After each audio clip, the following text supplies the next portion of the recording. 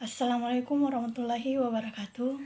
Yang saya hormati Ibu Andi Musawira Patawari SPD MPD selaku dosen pengampu mata kuliah dasar telekomunikasi.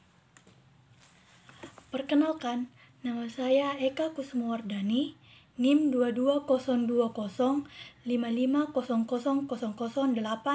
Fakultas Teknik Prodi Pendidikan Teknik Elektronika, Universitas Negeri Makassar. Nah, di video kali ini, izinkan saya menjelaskan mengenai saluran transmisi. Apa sih itu saluran transmisi?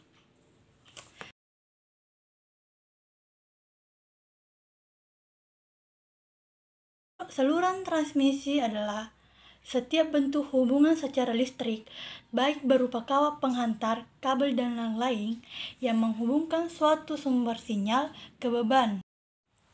Nah, sebelum saya sebutkan apa saja media-media transmisi, saya akan menjelaskan terlebih dahulu apa sih itu media transmisi.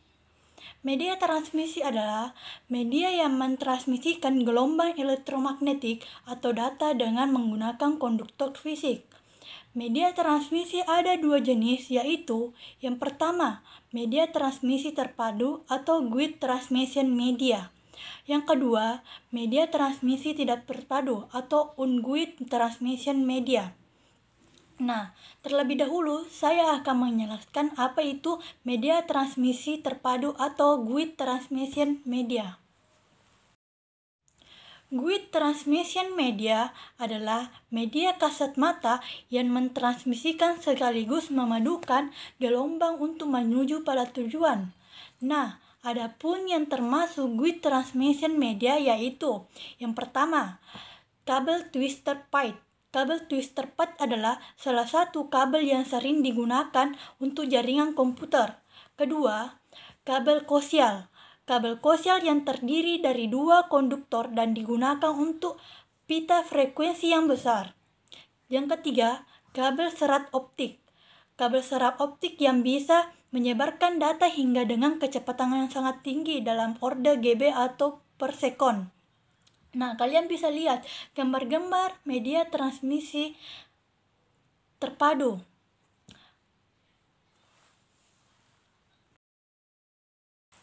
Kedua, media transmisi tidak terpadu atau unguid transmission media adalah media yang menggunakan sistem gelombang elektromagnetik dalam mentransmisikan informasi dan pengirim ke penerima. Unguid media dikenal sebagai sebutan wireless atau tanpa kabel. Adapun yang termasuk dalam unguid transmission media yaitu yang pertama, frekuensi radio. Pada umumnya, radio menggunakan antena untuk menyebarkan gelombang elektromagnetik. Contohnya, TV, radio, dan lain-lainnya. Yang kedua, gelombang mikro. Menggunakan gelombang mikromagnetik paling tinggi 3 GHz sampai 30 GHz. Yang ketiga, infrared. Menggunakan radiasi elektromagnetik dari panjang gelombang yang lebih panjang dari cahaya, tapi lebih pendek dari radiasi gelombang itu. Yang ketiga, satelit. Media transmisi yang mengorbitkan akan beroperasi pada sejumlah band frekuensi yang disebut dengan channel transponder. Nah, kalian bisa lihat gambar-gambar dari frekuensi radio, gelombang mikro, infrared, dan satelit. Selanjutnya, kedua, kegunaan media transmisi. Media transmisi digunakan pada beberapa peralatan elektronika untuk menghubungkan antara pengirim dan penerima supaya dapat melakukan pertukaran data. Setiap peralatan elektronika menggunakan media transmisi yang berbeda dalam pengiriman data sesuai dengan kebutuhannya. Media transmisi juga memiliki karakteristik. Adapun dari karakteristik media transmisi bergantung pada yang pertama, jenis alat elektronika. 2. Data yang digunakan oleh alat elektronika tersebut. 3. Tingkat keefektifan dalam pengiriman data. 4. Pengukuran data yang dikirim.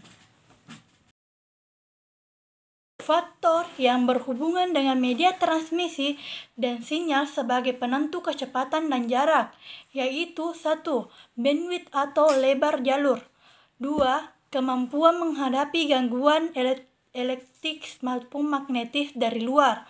4. Kemampuan dalam melayani multi-access, yaitu apakah mudah mengambil data daripadanya. 4. Keamanan data. Nah, itulah tadi sedikit penjelasan saya mengenai saluran transmisi. Semoga apa yang saya sampaikan dapat bermanfaat bagi kita semua. Sekian, Assalamualaikum warahmatullahi wabarakatuh.